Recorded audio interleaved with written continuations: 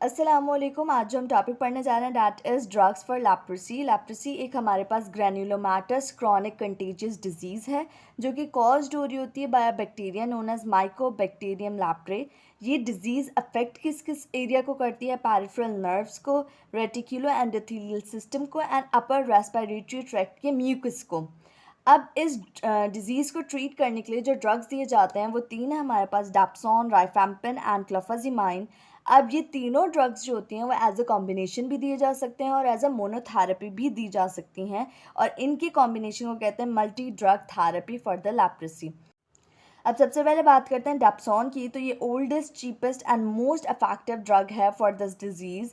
डेप्सॉन structurally relate करता है to the sulfonamides. What is sulfonamides? These are the antifolate drug, और ये उन्हीं की तरह इनहिबिट कर रहा होता है डाइहाइड्रोप्टेरॉड सिंथेस की, जो कि फॉलेट सिंथेसिस में एक इम्पॉर्टेंट रोल प्ले करते हैं। अब डेप्सॉन जो होता है ये हमारे पास बैक्टीरियोस्टेटिक है, इनकी बैक्टीरिया की मज़ीद ग्रोथ को इनहिबिट करता है।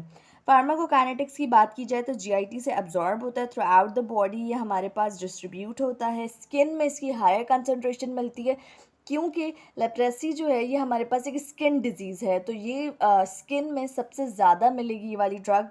और उसके बाद ये हेपाटिक एसिटाइलेशन में जाता है एंड एक्सक्रीटेड एंड यूरिन। अब थेराप्यूटिक यूजेस की बात की जाए तो सबसे पहले तो लेप्रोसी जो डिज़ीज़ है, उसके बाद आ जाता है न्यूमोसिस्टाइटिस जेरोविकी निमोनिया। ये हमारे पास एक फंगाई होता है जो कि ये निमोनिया कॉज करवा रहा होता है, एंड उस फंगाई का नाम भी यही होता है, न्यूमोसिस्टाइटिस जेरोविकी। फिर उसके बाद ये पी फैल्सीपैरम मलेरिया में, टॉक्सोप्लाज्मोसिस में भी दी जा सकती है ड्रग। अब एडवर्स इफेक्ट ऑफ द डेप्सॉन की बात की जाए तो इसमें सबसे इम्पॉर्टेंट जो आपने याद रखना है दैट इज सेल्फोन सिंड्रोम। ये सिंड्रोम सिर्फ इसी डिज़ीज़ की एज एन एडवर्स इफेक्ट होता है। इसमें होता क्या है? Fever, malaise, exfoliative dermatitis, jaundice, anaemia, lymphadenopathy, और इसी में हमारे पास हीमोलाइटिक एनीमिया भी मिलता है, मगर ये मोस्ट स्पेसिफिकली उन लोगों में फीचर ये मिलता है जिनको G6PD डेफिशिएंसी भी हो। इसके अलावा मेथोमोग्लोबिनीमिया, एनोरेक्सिया, नोजिया, वॉमिटिंग, ये सारे इसके जीआईटी सिम्टम्स हैं। बट आपने इसके एडवर्स इफेक्ट में सेल्फोन सिंड्रोम ज़रूर याद रखना है, जिसमें ये जॉन्डिस, एनीमिया, लिम्फेडिनोपैथी, मलेज और डर्माटाइटिस, ये सारे उसके फीचर्स हैं। नेक्स्ट बात करते हैं राइफेम्पिसिन की। तो इसका मैकेनिज्म ऑफ एक्शन क्या है? ये हमारे पास डीएनए डिपेंडेंट आरएनए सिंथेसिस को इनहिबिट करती है।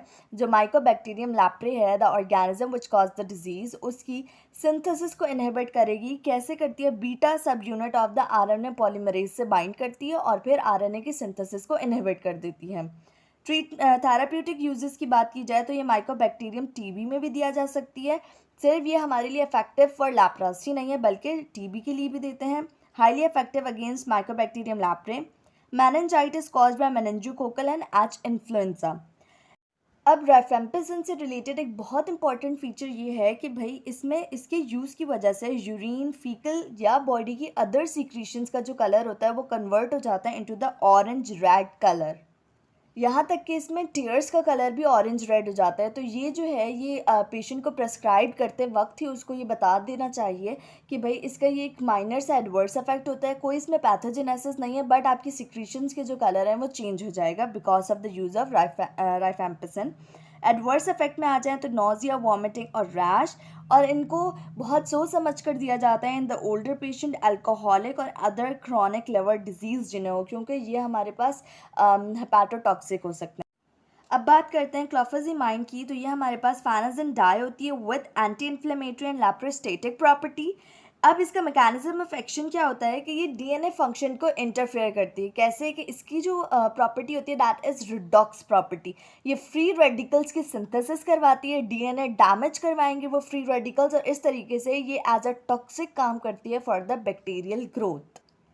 अब इसकी थेराप्यूटिक यूज़ की बात करें तो ये बैक्टीरियासाइडल होती है फॉर द एम लेप्रे। इसके अलावा ये माइकोबैक्टीरियम ट्यूबरक्लोसिस और नॉन ट्यूबरक्लोसिस माइकोबैक्टीरियम के लिए भी ये इफेक्टिव होती है। फिर फार्माकोकाइनेटिक्स की बात की जाए तो ये ओरली एब्जॉर्ब होती है एंड एक्यूमुलेट होती है इन द टिश्यूज़, बट ये सीएनएस में ना ही एंटर होती है ना ही कोई एडवर्स इफेक्ट इस तरीके का प्रोड्यूस करती है। अब जिस तरीके से राइफेम्पिसिन में हमारे पास ऑरेंज डिस्कलरेशन हो रही थी ऑफ द सिक्रीशंस, इसी तरीके से इस ड्रग में क्या होता है कि ब्राउनिश ब्लैकिश डिस्कलरेशन हो जाती है of the skin of the patient, और इससे रिलेटेड भी पेशेंट को पहले ही बता दिया जाता है।